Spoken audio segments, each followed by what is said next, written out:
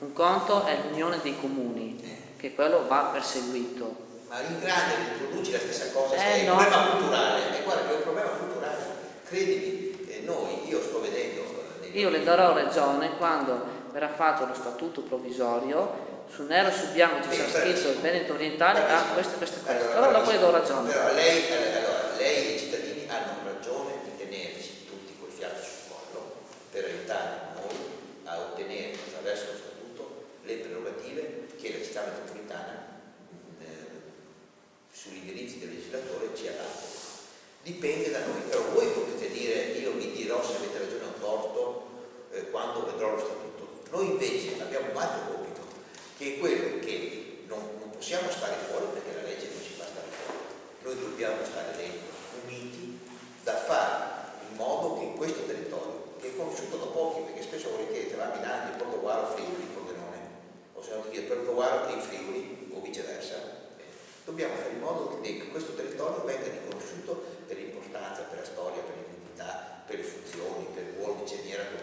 Noi siamo un territorio, guardate, che abbiamo non solo una regione Friuli, ma siamo alla porta dell'est. Forse c'è bisogno di ripensare anche a fasi successive, ma adesso lavoriamo per portare a casa un po' di ottimismo questa roba qua, e non muoversi sulla base delle logiche partitiche o delle divisioni interne. Allora adesso mi deve concedere questa cosa qua. Lei parla di partiti, allora lei, a parte il Partito Democratico, e io le dico, prendiamo un caso brevissimamente, a Portogruaro il Consiglio approva la decisione della città metropolitana, la minoranza è contraria.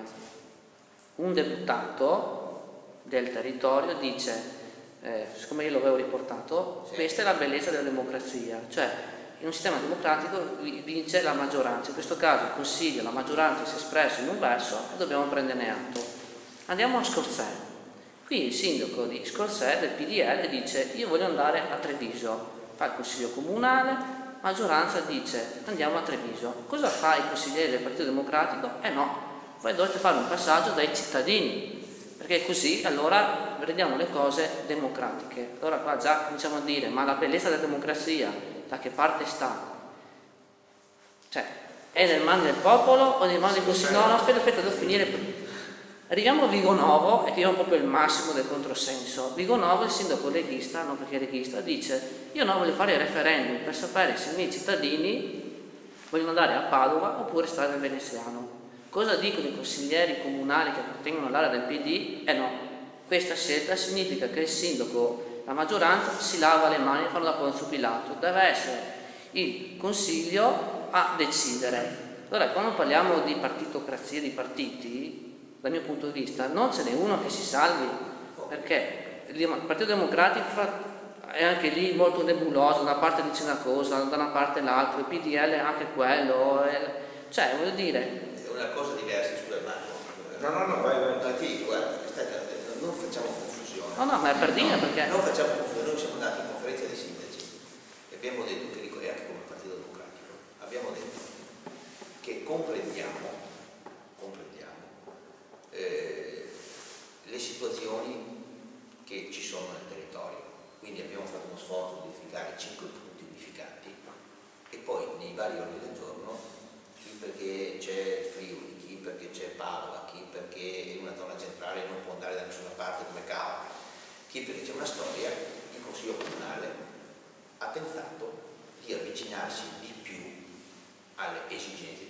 Marco ieri è andato in Consiglio con altre cose più originali di altre, perché ha introdotto dentro anche elementi molto forti sulle identità e quant'altro. Ma questo non significa, voglio dire, che c'è una divisione, tutti i partiti sono uguali. Diciamo che le amministrazioni rispecchiano i cittadini, la volontà dei cittadini, di avvicinare i cittadini alla politica. Però adesso ti faccio 2 esempi, perché li conosco. L'ho fatti ieri in direzione del PD provinciale.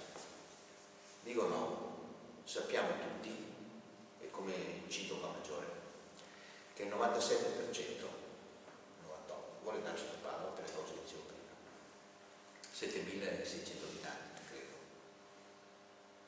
consultazione 1900-1800 a favore di andare sul Padova, perché la consultazione l'ha organizzata la Lega, il suo sindaco. Sì, un'amministrazione comunale, sì, non un partito, come invece il PD. Adesso arrivo. Quello che voglio dirvi è che ha vinto 1000 su 7000, si fa pesare 1600, che l'amministrazione comunale ha chiesto, a guida leghista, ha chiesto la consultazione. A Scorzè, il referendum, la consultazione l'ha fatta il PD, ha preso 1500 a favore, ma l'ha fatto lui, il PD. Ti ho fatto due esempi, una consultazione fatta dal PD e una fatta dalla Lega, che ha portato risultati completamente opposti. Perché? Perché bisogna stare attenti in democrazia. Che quando se io vado in giro, ti garantisco, e vado a chiedere un parere ai cittadini e non gli do le informazioni giuste e non le consento di avere informazioni che potevo solamente decidere, io ho delle relazioni, vado a casa, è come sottoscrivere per conto l'ospedale, me ne firmo 5.000, 10.000, 15.000, poi dico guardate io ho 15.000 firme dei cittadini. Allora noi dobbiamo raccogliere le firme, dobbiamo sapere chi è che le raccoglie, come si raccolgono, con che strumenti si fanno e con informazioni si fanno, perché altrimenti corriamo il rischio di falsare la democrazia. Questo è quello che voglio dire io. E ti ho portato un esempio del PD, uno della Lega, e se vuoi ti metto dentro il caso di Cito, che è la stessa cosa più o meno. Ma queste sono eccezioni che confermano la regola, secondo me. Io voglio dire, c'è una contraddizione però, secondo me, perché dico, il Partito Democratico dovrebbe dire le facciamo o non le facciamo, cioè le consultazioni referendarie in tutti i comuni che vogliono passare da una provincia all'altra. Non possono, i consiglieri, io non riesco a capire, i consiglieri di Vigo Novo perché si sono opposti all'iniziativa del sindaco leghista. Io credo che noi, se avessimo avuto il tempo, credo che lui sia d'accordo, io sono d'accordo, se avessimo avuto il tempo, noi avremmo sicuramente lavorato per sentire e consultare. Il tempo non c'era, e quando il tempo non c'è, chi amministra deve assumersi la responsabilità di prendere una decisione. Allora nel caso di Scorzè il sindaco si è comportato in maniera corretta?